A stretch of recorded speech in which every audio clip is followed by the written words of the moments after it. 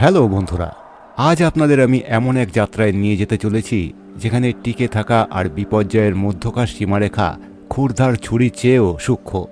আজ আমরা আধুনিক জগতের আরাম আয়েস ছেড়ে পৃথিবীর সবথেকে ভয়ঙ্কর, রহস্যময় এবং মাধ্যাকর্ষণ বিরোধী ভূখণ্ডগুলো অন্বেষণ করতে চলেছি।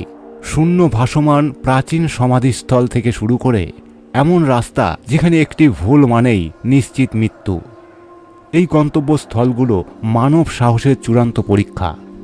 এই বিস্ময়গুলোর মধ্যে কয়েকটি তো নিষিদ্ধ, অন্যগুলোতে পৌঁছনো অসম্ভব, কিন্তু সবগুলোর মধ্যেই রয়েছে এক মর্মস্পর্শী সৌন্দর্য, যা শুধু সৌন্দর্য নয়, শ্রদ্ধারও দাবি রাখে।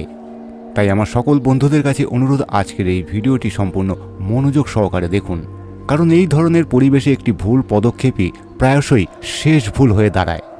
অতল গহ্বরে ঝাঁপ দেওয়ার আগে আমাদের আলফা মাইন্ড বাংলা চ্যানেলটিকে সাবস্ক্রাইব করে পাশের বেল আইকনটি টিপে রাখুন, যাতে আগামী দিনে আপলোড করা সমস্ত ভিডিওর নোটিফিকেশন পৌঁছে যায় আপনাদের কাছে সবার আগে। চলুন তাহলে শুরু করা যাক আজকের ভিডিও। ঝুলন্ত কফিন। ইয়াংজি নদীর তীরবর্তী চুনাপাথরের খাড়া পাহাড়ের চূড়ায় এবং সিচুয়ান ও ফুজিয়ানের দুর্গম উপত্যকাগুলোর দিকে তাকালে আপনি এমন এক দৃশ্য দেখতে পাবেন যা মাধ্যাকর্ষণ ও যুক্তি উভয়কেই অগ্রাহ্য করে। মাটি থেকে শত শত ফুট ওপরে ঝুলন্ত শত শত ভারী কাঠের কফিন। চীনের এই রহস্যময় ঐতিহ্যটি 3000 বছরেরও বেশি পুরনো, যা প্রধানত প্রাচীন বো এবং গুইড জনগোষ্ঠীর মধ্যে প্রচলিত ছিল, যেগুলো টেকসই এবং নানমু কাঠের একক বিশাল গুড়ি থেকে এই কফিনগুলো খোদাই করত।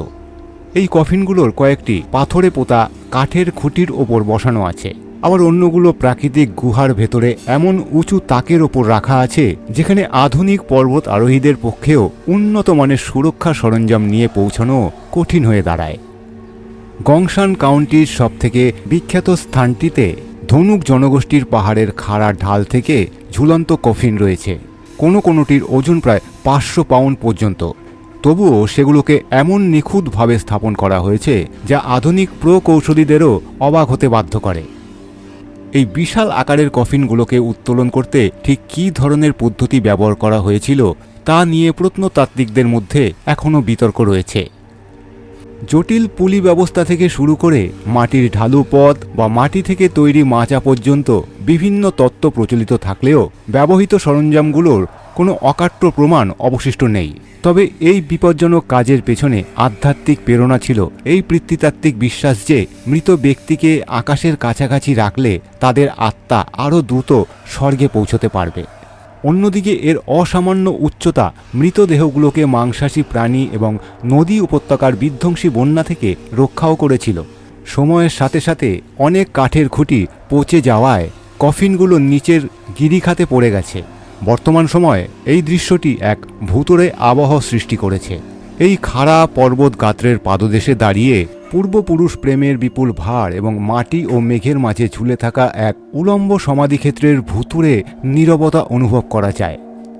এটি এমন একটি জায়গা যেখানে প্রাচীন অরণ্যের ফাঁক দিয়ে বাতাস ফিসফিস করে বয়ে যায়, আর মৃতদের সম্মান জানাতে যে বিপুল মানবিক প্রচেষ্টার প্রয়োজন হয় তা দেখে প্রত্যেক দর্শনার্থী গভীর বিশ্বাসে নিমজ্জিত হয়। হাসেন প্ল্যাঙ্ক ওয়াক। হুয়া পর্বতের গায়ে একটি মরিচা ধরা লোহার শিকল আঁকড়ে ধরে থাকার সময় পায়ের নিচে থাকা কাঠগুলোর মচমচ শব্দ ছাড়া আর কিছুই শোনা যায় না। এটি হলো বিশ্বের অন্যতম ভয়ঙ্কর হাইকিং ট্রেলগুলোর মধ্যে একটি। এটি হলো হাসান প্ল্যাঙ্ক ওয়াক। উপত্যকার তল থেকে হাজার হাজার ফুট ওপরে এটি খাড়া গ্রানাইট পাথরের দেওয়ালে সরাসরি বোল্ট দিয়ে আটকানো 1 ফুটেরও কম চওড়া কাঠের তক্তা দিয়ে তৈরি একটি সরু পথ। আর ভাবার বিষয়টি হলো এখানে কোনো গার্ডরেল নেই, আছে শুধু একটি হারনেস, যা আপনাকে বিপরীত দিক থেকে আসা অন্য পর্বতারোহীদের পাশ কাটিয়ে যাওয়ার সময় হাতে লাগাতেও খুলতে হয়। এই খাতটি 2000 ফুটেরও বেশি উচ্চতার একটি খাড়া ও সরাসরি পতন, এবং এই উচ্চতায় বাতাস হঠাৎ করে প্রচণ্ড দমকা হাওয়ার আঘাত হানতে পারে, যা আপনাকে ভারসাম্যহীন করে ফেলার হুমকি দেয়।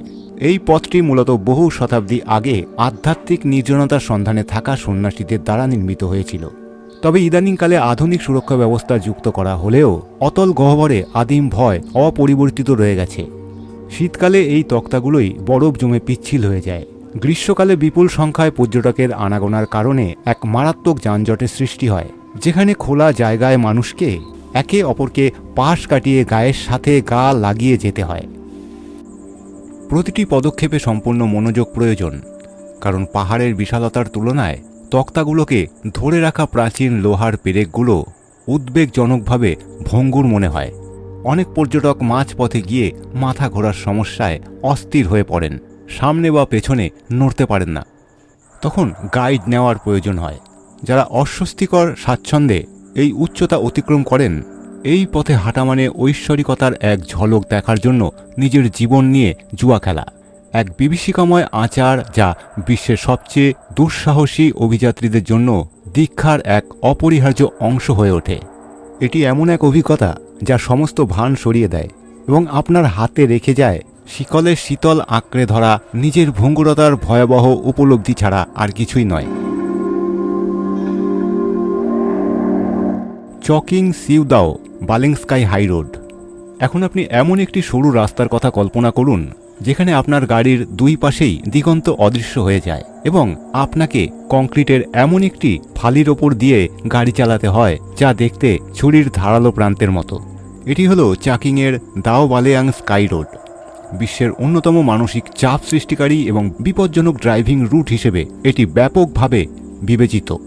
মাত্র 10 থেকে 18 ফুট চওড়া এই রাস্তাটি একটি পর্বতশ্রেণীর সরু শৈলশিরা অনুসরণ করে গেছে, যার উভয় পাশেই 1900 ফুটেরও বেশি গভীর খাড়া গিরিখাত রয়েছে। আর এর থেকেও ভয়ের বিষয় হলো হেলান দেওয়ার মতো কোনো পাথরের দেয়াল নেই এবং গার্ড রেলযুক্ত অংশও খুব কম, যার মানে হলো স্টিয়ারিংয়ে মাত্র কয়েক ইঞ্চির একটি ভুলের কারণেই গাড়িটি অতল গহ্বরে তলিয়ে যেতে পারে। এই অঞ্চলটি উইন্ড গেট নামে পরিচিত, কারণ শৈলশিরা জুড়ে হঠাৎ করে আড়াআড়িভাবে বাতাস বয়ে যায়, যা উঁচু গ্রাউন্ড ক্লিয়ারেন্সযুক্ত গাড়ি ও মোটরসাইকেলকে এতটাই জোরে ঝাঁকি দেয় যে সেগুলো মাঝে মধ্যেই একেবারে কিনারে চলে আসে। যখন কুখ্যাত ছং ছিয়াংয়ের কুয়াশা নেমে আসে, দৃশ্যমানতা প্রায় শূন্যে চলে যায় এবং সেই সময় মনে হয় রাস্তাটি যেন একেবারে মেঘের মধ্যে মিলিয়ে গেছে। ফলে গাড়ি চালানোটা জীবন ও মরণের বিপর্যয়ের মাঝে এক অন্ধ যাত্রায় পরিণত হয়। যে সমস্ত জায়গায় রাস্তা আরও সরু হয়ে আসে, সেই সমস্ত তীক্ষ্ণ বাঁক সামলানোর জন্য স্থানীয় চালকদের ইস্পাতের মতো কঠিন মনোবল থাকতে হয়।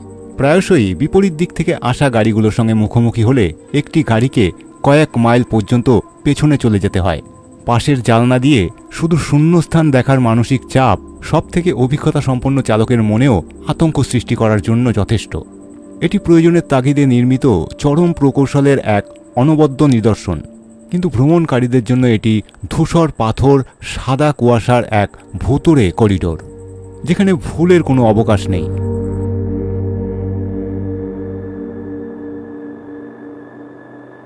সিলসিলা ডাঙ্গিয়া পর্বতশ্রেণীর লাল বেলেপাথর থেকে প্রকৃতি এক দানবীয় রূপ খোদাই করেছে, যেটি সিল রক নামে পরিচিত। একটি খাড়া গঠন তৈরি করেছে এবং যেখানে প্রায়শই রয়েছে মৃত্যুর সিঁড়ি নামে অভিহিত স্থানটি। এই আরোহণটি প্রায় খাড়া 90 ডিগ্রি পর্যন্ত কোণযুক্ত ঢাল বেয়ে এক অত্যন্ত কঠিন চড়াই, যেখানে পাথরের ধারগুলো মাত্র 4 থেকে 6 ইঞ্চি চওড়া। চূড়ায় পৌঁছানোর জন্য আপনাকে 2 হাত ও পা ব্যবহার করে লোহার শিকল আঁকড়ে ধরতে হবে, যা প্রায়শই আপনার এবং একটি মারাত্মক পতনের মাঝে একমাত্র বাধা হয়ে দাঁড়ায়। লাল বেলেপাথর অত্যন্ত ভঙ্গুর এবং ক্ষয়প্রবণ হওয়ায়, বিশেষ করে ভারী বৃষ্টির পর মানুষের ভারে কোনো সতর্কবার্তা ছাড়াই পা রাখার জায়গাগুলো ভেঙে পড়তে পারে। গ্রানাইট পর্বতের মতো নয়, এখানকার পৃষ্ঠতল অমসৃণ এবং খসখসে, যা আপনার দস্তানা এবং জুতো ছিঁড়ে ফেলতে পারে, অথচ আঁকড়ে ধরার এক বিভ্রান্তিকর অনুভূতি দেয়। প্রবল আকস্মিক বাতাসের ঝাপটা সংকীর্ণ খাড়া পাহাড়ের গায়ে আছড়ে পড়ে, আরোহীদের পথের থেকে ঠিক সেই জায়গায় ঠেলে দেয় যেখানে আঁকড়ে ধরার মতো কোনো নিরাপদ জায়গা নেই। আর এই কারণে যে শারীরিক পরিশ্রমের প্রয়োজন হয় তা অপরিসীম, কিন্তু মানসিক চাপ আরও বেশি। যখন আপনি পেছনে ফিরে দেখেন যে আপনার নেওয়া পথটি একটি খাড়া খাদে বিলীন হয়ে যাচ্ছে, সর্বোচ্চ অংশগুলোতে শৈলশিলাটি এতটাই সরু হয়ে যায় যে আপনি কার্যত পাহাড়ের মেরুদণ্ডের ওপর দিয়ে হাঁটেন এবং আপনার বাম ও ডান দিকে কেবলই খোলা বাতাস থাকে। এটি এমন একটি অদ্ভুত দৃশ্য যা জীবন্ত ও প্রতিকূল বলে মনে হয়, যেন পৃথিবী তার উচ্চতায় আরোহীদের দুঃসাহসিকভাবে ঝেড়ে ফেলতে চাইছে। অবশেষে যারা চূড়া পর্যন্ত পৌঁছায় তাদের জন্য রয়েছে এক মনোমুগ্ধকর লাল গিরিখাতের অপূর্ব দৃশ্য। কিন্তু নিচে নেমে আসাটা প্রায়শই আরও বেশি ভয়ঙ্কর হয়ে দাঁড়ায়, কারণ তখন সেই একই ভাঙা সিঁড়ি বেয়ে উল্টো দিকে নেমে শূন্যতার গভীরে নামতে হয়।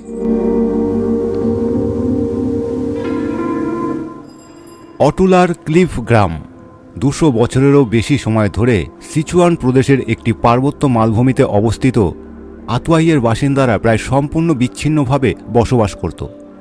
এদের বাইরের জগতের সাথে যোগাযোগের একমাত্র মাধ্যম ছিল বেতের তৈরি কয়েকটি মই।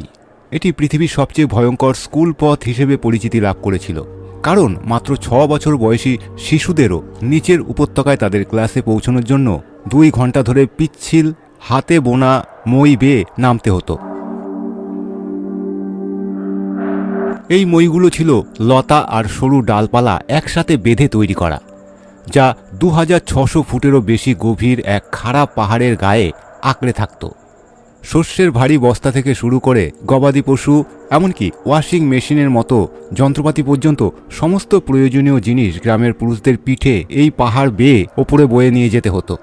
একটি সামান্য ভুল, একটি লতা ছিঁড়ে যাওয়া কিংবা হঠাৎ বৃষ্টিতে পাথর ধসে পড়া, এইসব ছিল নিশ্চিত মৃত্যু।